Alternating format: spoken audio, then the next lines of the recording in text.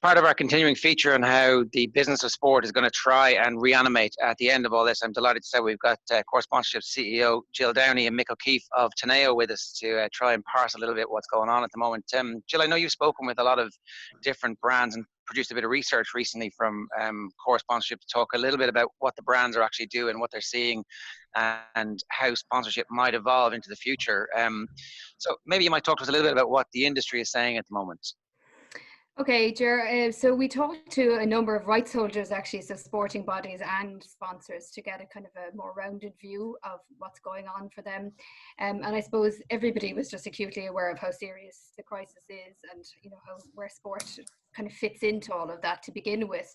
And that was during, I suppose, the phase where they were adapting to the circumstances and waiting to see what would happen.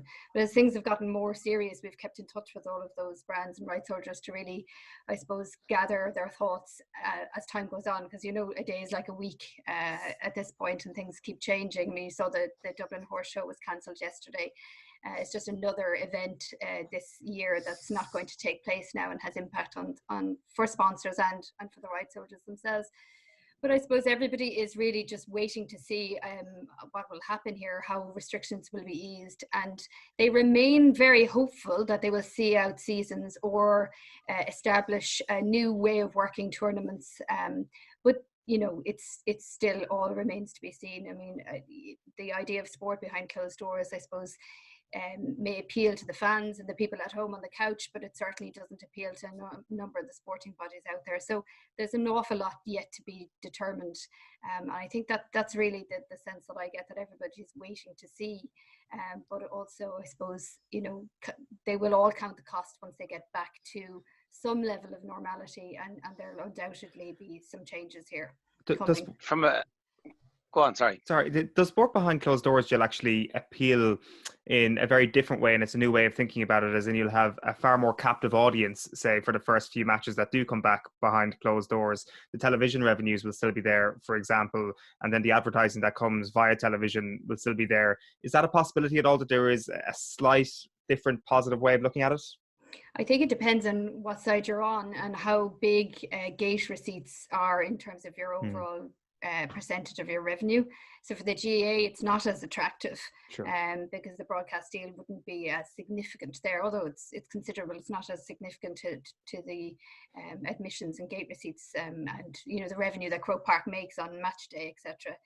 So I think it really depends on where you sit on, and how important the spectators are. But spectators add an awful lot to the experience of the players as well. I think we, sometimes forget that. It's so part and parcel of the overall experience.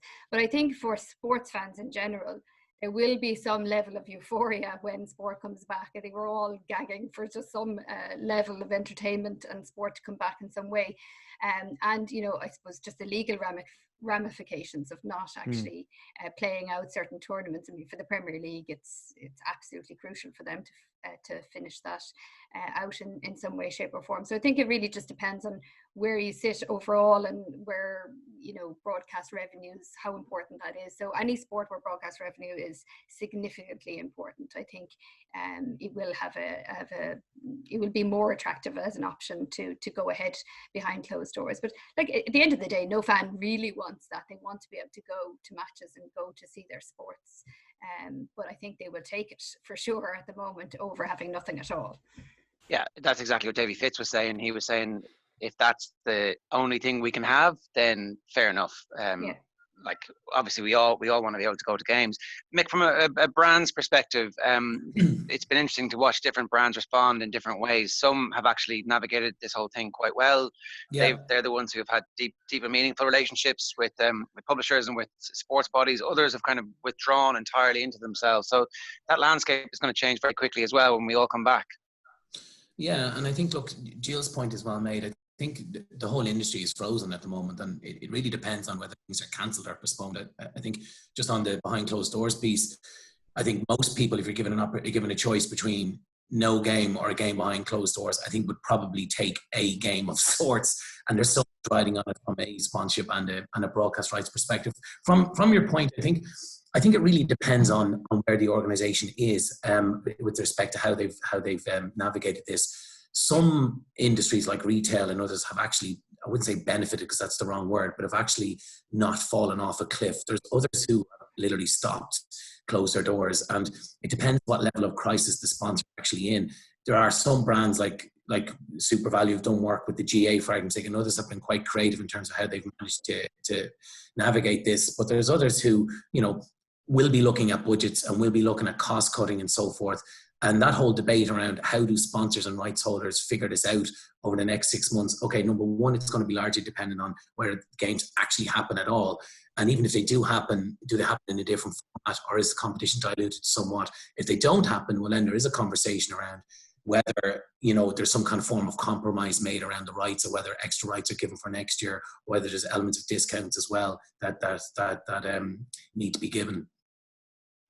Yeah, and those conversations are not going to be easy for anybody to have, Jill. That's the whole point, that there's a level of realism that everybody needs to have, while at the same time, if you're the one left holding the bill at the very end of that realism that everybody has to have, it's like, well, that's not really how this was supposed to work out for us. Yeah, and like a sponsor isn't going to pull out of a sponsorship because of the lack of activity in the short term. They will absolutely have to pull out of it if their business is deeply affected by the crisis, and so many businesses are. So I don't think the lack of activity will be the game changer here, but it'll be the nail in the coffin, I suppose, or, you know, potentially could be the last resort. I think the strength of the relationship is really important here. How strong it's been to date will be crucial, and you know, I suppose the overall strategy or the reasons why the business got involved in the sport or the sponsorship in the first place, I think will really play a part here. But also I think now is the time to be building the business case. I think that's, you know, reasonably poorly done in Ireland. Like, sponsorship measurement itself is quite poor in this country, and you know, it needs to catch up, and I think that's what a lot of sports brands should spend some of their time on now, is building that business case, improving the return on investment for brands, because it is significant. I mean, we all know sponsorship works. It's just it's by how much and to what degree it impacts on the business bottom line is still under question, I suppose. And the better we can answer that question now, I think the more chance that sponsorships will live through this crisis. But you know, also, I don't think any sponsor wants to just knee-jerk a reaction. I mean, you don't just give up a GAA partnership, you know, in time of a crisis, because it'll be hard to get it back. So there's a lot of careful consideration here. I think looking at contracts carefully will be really important. But I also, you know, echo Mick's point. I think proactivity actually on the rights holders' part will be really key. I don't think they should wait to be asked what kind of compensation or what kind of additional benefits they can give. I think they should be proactively looking at that now, and I think that will help an awful lot as the conversations go on. But yeah, look, it's at the end of the day, it's very hard to call right now. It depends on how deep that business is affected. I think as well, Jill, just, you know, a lot of people are focused on the current contracts in place and whether they'll be, you know, fulfilled or commitments made and so forth. I think there's a couple of things have happened as well. I think there's been no or very few new deals, and I think that means that while the industry has been frozen, if you look at some of the big sponsorship rights that are out there at the moment, things like the Lions Tour of 2021 and so forth, people aren't signing up to new deals because they're all in a mode. So that is going to have a ripple effect down the line as well. The other thing that has had the biggest impact, in my view, is outside of the agencies and all the people associated with sponsorship, all the activation spend, or most of the activation spend, has been put on ice. And will that all come back if we do have a championship, or we do have League of Ireland, or we do have a Six Nations or a Pro 14 or whatever it is in the last quarter of the year? And like all the stuff that goes with that, the media partnerships, of course, you guys be aware of all that kind of stuff, ambassador deals, everything has kind of been frozen or stopped. So there's that massive, okay, the sponsorship rights in terms of contract deals maybe worth something like 200 million, but there's multiples of that probably with tied up in all the activity around it. So that has also been frozen. That's having a massive impact on businesses that have an association with sport, as you well know. Yeah, totally. And we've absolutely seen that. You can see that on a day-to-day basis. There was one thing that I just wanted to bring up in the middle of this was sure. what the relationships actually look like in the future. And I have a friend who works in the industry who went, this is the end of all that influencer bullshit. This is the time for media companies, brands, and people who buy and sell advertising to come together and say, well, what are we actually trying to achieve here, and what is the messaging that we're looking to have on the other side of this? And essentially, it is that we continue to stand by everybody in a time of crisis. And I wonder if there is actually going to be a sea change in how we think about sponsorship, and actually sponsorship being more important for brands to tell stories about their own brand into the future.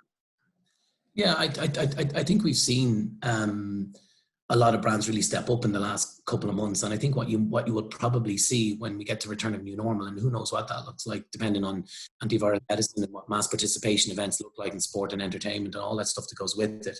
I do think though that sponsorship will become a very important vehicle for big organizations to tell their story in the new normal in terms of how they're supporting people. We've already seen that already in terms of people using their partnerships to express on to support the national interest. I do argue there's probably an element of fatigue with, we live in unprecedented times and this is what we're doing as a brand. I think it has to be credible. And I think a lot of the organizations who are keeping the doors open and are keeping people on the streets and keeping people driving buses and all that kind of stuff, I think they can tell a credible story. And I think they can do that through the vehicle. Okay, you can buy ads and you can tell that story as well. But I think having sponsorship will be a way that people will tell that new narrative, I think, in 2021. Again, all dependent on what kind of return to normality we get. I think what none of us kind of figured out is what does 80,000 people in Croke Park look like, or 10,000 people in the Three Arena look like in a year's time? That's the big conundrum. And is that going to be dependent on, like what Harris was saying the other day with respect to pubs, is just can't see this happening until we have some form of antiviral medicine or some form of vaccine that people can feel safe in these environments. And will people return to sport in that live, up close and personal space? Because sport is everything that COVID-19 is. It is collective, it's up close and personal, it's a shared experience. Like it's everything we've been told not to do at this moment in time. So will we get a return to that in 2021 or beyond? It's going to be hard to know. But I do think your point around organizations and sponsorship, they will be trying to find a way to tell their story in the new world. And I think sponsorship will be a really important way for them to do so. It's interesting as well. It's probably of vital importance the speed at which this gets back as well, because if you say the new normal won't involve full stadiums or full arenas or whatever it may be, it's probably only until you do have a return to full stadiums that you'll be able to return to full revenue and then the full capability of spend on sponsorship and on advertising, that it's almost a little bit down the road to be able to return to the way the industry was before this all broke out. I think, sorry, Mick. I think no, you go, Jill. I think it's at least 18 months away. They say that even about a vaccine, right? So, but it's the same about returning to some kind of level of normal in terms of, as Mick mentioned, activation spends, sponsorship fees. I mean, there has been a slowdown in the number of deals done this year, which is not related to COVID-19 necessarily. Right. I suppose it's a year where there was meant to be an awful lot of big sport. Those deals would have been done in previous years. That would put a stop to new deals being done in some ways. So, it's been a reasonably slowish start for sponsorship, even though sponsorship investment is very strong across the market. But we have seen a slowing down of numbers of deals completed and things like that, irrespective of COVID-19. And of course, as Mick said, that'll stop now. And brands won't have the kind of freedom to just invest at will. And so I agree with you that there is a new normal, of course, coming. But I think the tried and trusted sponsorships will be able to survive and thrive after this. I think it's the sort of mid-tier sponsorships will really be under pressure, and the smaller players. And I think, it'll undoubtedly have an impact on things like, women's sport had been seeing incredible momentum. But what does that mean now? Are the fixtures, there's going to be some level of congestion in the fixture list. Does that mean that the women's games in certain organizations will be pushed down the pecking order in order to get the higher revenue generating games on? I mean, it's a real struggle. I hope sponsors of women's sport remember that they came into it not just to promote great athletes, but to also, really change the future for female athletes and female sports. So, I would really urge those sponsors to continue to invest, and I'd love to see more investment come into women's sport in the future. But it undoubtedly will have an impact in so many places, and I think we're 18 months away at least from returning to some kind of normal. Yeah. I think those new sponsors, look, we the last couple of years, and similar to other people, organisations we've worked at that have just dipped their toes into sponsorship this year for the first time, the likes of Circle K, for argument's sake, who've done a deal around the Olympics this year. You know, it's hard to see new entrants to the market in the next 6 months because people are just all in this wait and see mode at the moment. I do think, look, what this year would be hopefully some sport, albeit play behind closed doors. If that's what it has to be, well, then that's what it has to be. You will probably see, I hope, things like golf, racing, tennis, stuff where there's not that up close and personal contact return, which would be fantastic. And I think the positive way to look at this would be if there ever was a year to bounce back. You know, we would always look at sport and sponsorship as in odd and even years, and the even years tend to be the ones with all the big events, you know, the Euros and the World Cups and the Olympics and Paralympics and so on. If ever there's a year for sport to bounce back, it should be 2021, when you've got an Olympics, a Paralympics, a Lions Tour, a Euros and everything else. So, you know, there is an opportunity for all those brands and all those sponsors engaged in sponsorship to come back and to spend and to get the industry back up and running again. And I think there's a massive opportunity there. Again, all dependent on all the factors that are outside our control. Yeah, for sure. Like, it's a complete unknown as to how long it will take for everything to reverse. That I think at this stage we realize that it's not going to be an automatic right, stop, turn around the roundabout and we go back to the way we were. It will just take that sort of ratcheting up, and it's anyone's guess, folks, at this point, isn't it, as to when that might happen. Sorry. So, like, I think from a sports perspective, look, I think it is anybody's guess. I would be glass half full in this, and I do think that medicine will catch up with this. I do think we will get this under control. It's largely dependent a lot of the time on how the UK and the US behave and how they recover too, because we're such an open economy, such an open country, that we're so dependent on those, our two biggest economic trading partners, from a recovery perspective and from a sports perspective. Sponsorship, I think, will survive, and I think it will thrive, because I think it's a very important vehicle for people to tell their story. I think you look back over time and all the crises that impacted sponsorship. You know, your tobacco been pulled, you had a financial crisis in 07, 08, 09, alcohol restrictions, and sponsorship has always come through these things and found new ways and new sports and new vehicles to get over this. This is just so unique in that everything has been impacted. Everything is on ice. So yeah, look, I think whether we're back, I think the long-winded answer is that it's going to be largely dependent on how quickly we can all go back to return to normal. Yeah, you heard even this morning, though, the officials in Japan concerned about hosting the Olympics in 2021 now already, you know, because it's about inviting people from all over the world. So even if they have it under control, and it's not under control in Japan right now, but even if they did have it under control, they have to rely on other countries all around the world and inviting people, both spectators and sports stars, in to their country from places where the virus may not be under control. And that's the scary prospect. I mean, you know, we all felt a bit more comfortable when we heard that the Olympics was being pushed out and the Euros being pushed out. But what happens if 2021 is also, you know, part of the impact here? So I just think we can take nothing for granted, and you know, I am glass half full about it too, and I absolutely can't wait for sport to return. I do think when it does return, we'll see a condensed calendar, and for the sport fan, it'll be absolutely amazing to see. But it will be tricky for brands then to cut through as everybody rushes back to try and support the sponsorships that they're supporting. So I think we'll all have to be conscious of that, and there really is only so much media that can go around to support it in terms of different types of activation. So I do think it'll be a really interesting time when it does come back. But you know, I think we're all in it for the long haul, and we all really believe in the power of sponsorship. So I think it will endure for sure. Just as Mick says, I think it's a really important vehicle for brands. So I think it'll remain strong. It just will have a bit of a dip to contend with for now.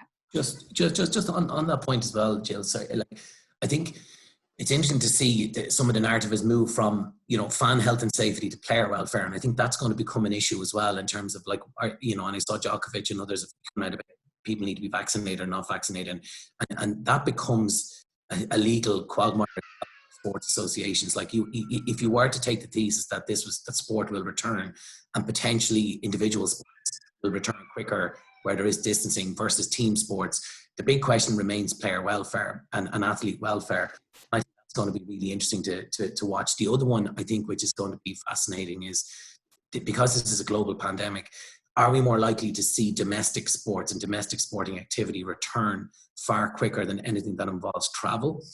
So you take the concept, the argument around, say, AIL versus Pro 14, League of Ireland versus European football competition. So would think logically that people, and we just seen the incident with, workers coming into this country and so on, people, that whole travel between countries is what a lot of international and high elite sport is based on.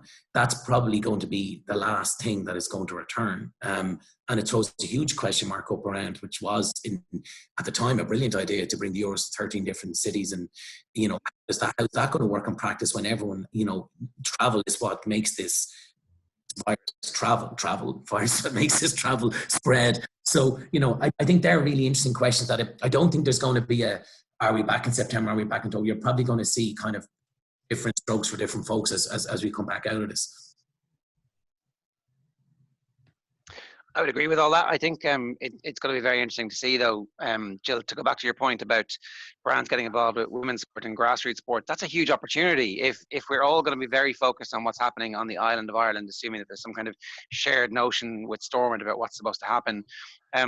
If I was a rights holder right now, I would be talking to the brands and saying, over the next 18 months, we're going to need to give a huge public education about what is acceptable behavior at sports events. We're going to have to make sure that our players are being looked after. And these are our core messages to, it's public health, it's a safe environment, it's respect, it's all the type of ideas and ideals that we hold dear in sport in the first place, which it should be a fairly intoxicating thing for a brand to be involved with. Yes, I think it is important, and I think sponsors will see that their revenue, or the money they pay, the fees they pay in rights, are supporting key initiatives like women's sport and like grassroots, and so they probably will be slow to try and cut some of that revenue from the rights holders, or they will be advised to, I suppose, make those decisions with a degree of caution. But again, it goes back to just how deep the impact is for their own business. Whether that will attract new sponsors, if that's the kind of the line your question is going. Again, I think that just depends on the type of companies that are able to invest after the crisis, and the kind of decisions they will make around where they invest their marketing budgets. I mean, you will see other forms of more traditional advertising come back pretty strongly once the tap is turned on back for businesses, and so they will start to invest in increasing their brand awareness and their product offering and things like that immediately. So it's a delicate balance here. Sponsorship is part of an overall marketing mix and overall business mix that will need to be considered in the round. But I do think I think sponsors will be comforted by the fact that even if they're not getting the same level of exposure that they'd normally get, that their investments are going to fund other initiatives, as long as they can weave that into their narrative and it's part of their own brand story too. I think that would be really, really crucial to see that investment stay there. I think on that, you look at the traditional sponsors over the last 20, 30 years and where, the money comes from, one a better way of saying it. So like financial services obviously been very strong, automotive, retail, will we see other industries be more active in sports sponsorship? Those like pharma, who traditionally maybe haven't been overly active in sponsorship. Will we see the big tech companies, the big tech giants who have traditionally kind of been in the background when it comes to philanthropic donations, so forth? Will they take a more active forward step, particularly if sports are about to fall over because of lack of funding? What impact is this going to have on the big broadcasters? Are they going to have the deep pockets that they had 5-6 years ago to pay the big rights fees for sport? Are we going to see a different kind of mix of broadcast rights going forward with those who come out the strongest out of this as well? There's a lot of long-term impact. You would like to think that some of those sectors will step up and will get involved in sport because it's such an important thing from a health perspective at a grassroots level, and to make diversity, inclusion, and talking about, even just for people's mental well-being, to have sport to attend and watch. And the other point is as well, I think, is when we get this phased return, and it's obviously a complicated enough picture, but will we see how people activate a change? And it's always been this argument around, activating at events versus activating, via broadcast or online. And the bigger audience has always been online, whereas the more engaged audience somewhat has been at the games. So we will obviously see there's not going to be people handing out merchandising or trying to engage fans at a match if there's no fans at a match. So are we going to see people invest more in broadcast partners, radio, online, print, etc., or everything around the match rather than at the game itself? So there's a lot of things that are probably going to change in the next 6 to 12 months, depending on how we return out of this. Yeah, well, look, we've only really scratched the surface of it here, but thanks to both of you for being with us this morning and trying to get a handle on this. We might check in a couple of months' time and see, as you've said, Jill, a day is a week in all our lives at the moment. Yeah. So hopefully in a couple of months' time, actually, we won't feel older. We'll just if we all have a job. Don't worry, Mick. Off the. I'll give you a job, Mick. Thank you. But it's great to see companies putting out thought pieces and research and all that kind of stuff as well. And Core have done some really good stuff on that. And I think as of others, but it's good that people are constantly talking about this the whole time. And there's a lot of research goes into it.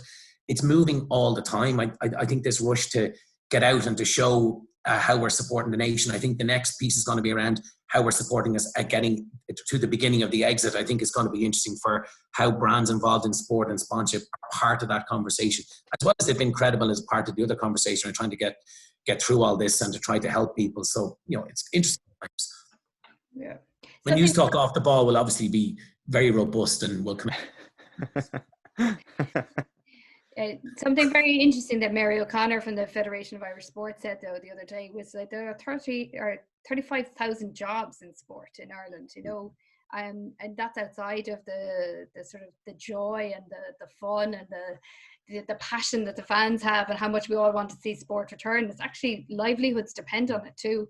I just think that sometimes gets lost in the argument overall. So it's just important to keep those people kind of front and center when people say, look, sport isn't important at the moment. It's not a matter of life and death, but actually it's people's livelihoods, and we all should bear that in mind, I think. Well, all this time off has given me opportunity to have a body like Conor McGregor after all this, so I'm fine.